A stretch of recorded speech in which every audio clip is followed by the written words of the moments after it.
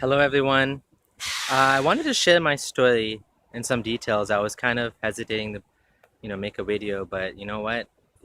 I thought maybe I should do that because few people thought maybe, maybe I'm not a real person. Some people thought there was some Jewish conspiracy going on, and all sorts of ideas out there. So I wanted to make a video to show that I'm a real person.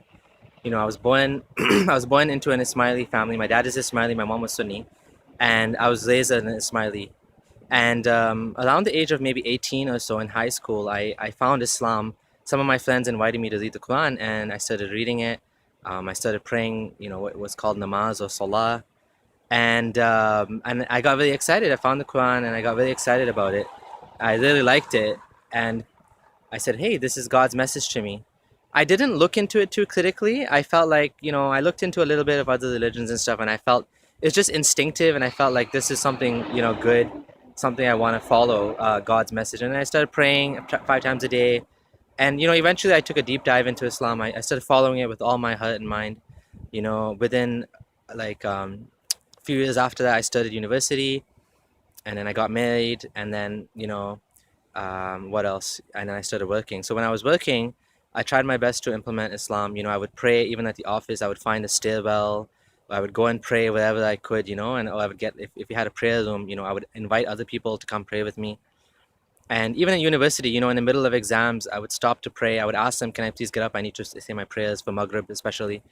And yeah, I was following it to the best of my ability, to be honest. I sincerely believed in Islam. I used to give out some DVDs. I made some DVDs of my own with some Islamic videos. I used to go from mosque to mosque, videotaping lectures and at conferences, and I wanted to promote it because I felt truly in my heart this was the true religion. I wanted people to go to Jannah. I wanted Allah to be pleased with me, and I wanted to follow the Prophet. And so that's what I did. I created a website, lightuponlight.com, and eventually another one, versebyversequran.com, to promote Islam because I believed in it. And there's still a bunch of videos on there if you go and see of that I videotape myself, some of the lectures, and some of the other ones I got permission from others to put online. So that's what I was doing. And when I started working, I would avoid jobs that were involved with riba, anything to do with the bank. I wouldn't work for any banks whatsoever. I wouldn't work in the media industry like television or music. Personally, I would avoid I wouldn't listen to music. I wouldn't let my kids listen to music. I even put my kids in Islamic school, for as much as I could afford it, even though it was expensive here in Canada. But I mean, that's what you do, right? If you're a Muslim and you truly believe in it in all your heart, as well. I used to rent. I didn't have a mortgage because I believed in it. Now, you know, there came a point in my life where I started having a little bit of doubt here and there, small doubts, and eventually, I was at 2 years ago. Um, I had some doubts. I was discussing with a friend online, and he mentioned that a lot of the stories in the Quran actually come from Jewish folk tales. And I was very surprised about that, like Jewish folk tales. I said, no, no, no. You mean it came from the Bible or the Hebrew Torah? And when I looked into it, I found out that actually a lot of the stories are from the Talmud, which is actually the Jewish commentary and the Jewish stories and basically the rabbis, commentary of the traditions. And so it doesn't really have a divine origin.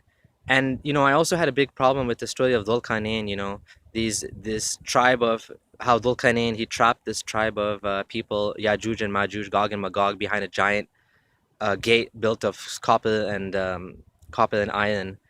And I was wondering, where is this place? How come we can't find it? We have Google Earth and all that, and how come we can't find it?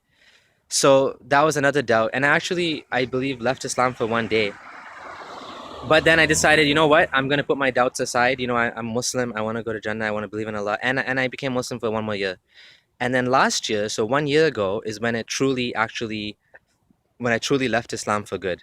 I was in Ramadan, and I was at a pre-iftar halaqah, and the sheikh was saying, Allah holds up the sky without any pillars. And this brought back all my doubts about, if the Quran is truly from God, the creator of the universe, the one that knows all things, why is he describing the world in a way that, was the 7th century understanding of the world? Like, the sky doesn't have, okay, we know the sky doesn't have any pillars that you can see, but there's no need for pillars. Like, we're just a ball in space. Sky is just, it's just emptiness. It's just emptiness of space. So there's no there's no need for any pillars, visible or invisible. And there's many things like that, like the orbit of the sun and the moon. Why Allah describes an orbit of the sun and the moon? Like, we know the orbit of the moon is around the earth. That makes sense. But the orbit of the sun, like, what orbit would that be?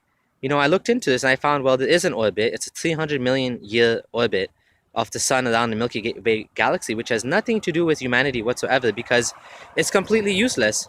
But of course, at that time, the Muslims would have thought that this orbit is an orbit of the sun around the earth. And even in Sahih Hadith, Prophet Muhammad, he asked his companions, do you know where the sun goes when at the time of Maghrib? And they said, Allah knows best and his messenger knows best. And he said, it goes beneath the throne of Allah. Now we know the sun is actually still there, and it's actually the earth that's going around the sun.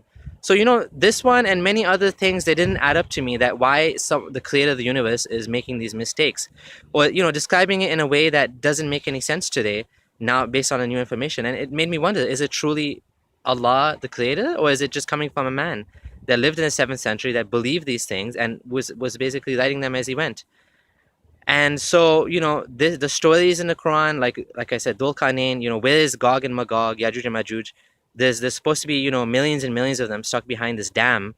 We haven't found any giant gate anywhere in the world. I mean, even some of I think it was Omar, we went to look for it and they didn't find it. I mean, it doesn't make any sense, right? And so these things, my doubts began to grow and grow. And eventually I got to the point where I said, this can't be from God. I don't believe in this anymore. And because my doubt became more than my certainty. And when I started to look into each one of the claims that of in the Quran, that the Quran is actually from God, like embryology and the mountains and all of these things, including the language, I found they just fell down flat. Like, for example, you know, embryology, all you have to do is look into these things in detail to see how people misrepresent the Quran to be a scientific thing, when actually it's not. These stories were meant to be like, kind of to bring you to remember God, and to say, look how amazing it is that, the embryo, how it glows. It wasn't meant to be, scientifically accurate. And when you look into it, you find it's actually, the idea is flawed. And same thing with the stories in the Quran, like, if they were true stories, why is it that we're finding trouble, verifying these facts? I'll make another video about Dhul Qarnayn in the future. It's a longer topic, but in summary, I just don't believe that there's any possibility that this actually came from a divine being, this book, the Quran. And when you look into it, you find many things that don't add up. And this is why I had to eventually leave Islam, despite all the investment I put into it, emotional investment, and my personality, my friends, everything was Islam to me. So this was a huge loss, losing God. And some people want to know what I believe now. I personally don't believe there's any God, so I'm atheist. But if someone would ask, well, where did everything come from? I would say I'm still learning, and I don't think we have all the answers. But it is possible there is a force, outside of the universe. I don't know, if you wouldn't call it necessarily God. You could call it God, but a force, a power, a being that made everything into what it is. But this being, from what I can tell, either does not care about us, or does not know about us, is not interested in us, doesn't answer dua, doesn't, like, if you just look at the state of the world today, all the suffering and all the pain, it does not look like there's any God out there that cares for us, that's looking out for us.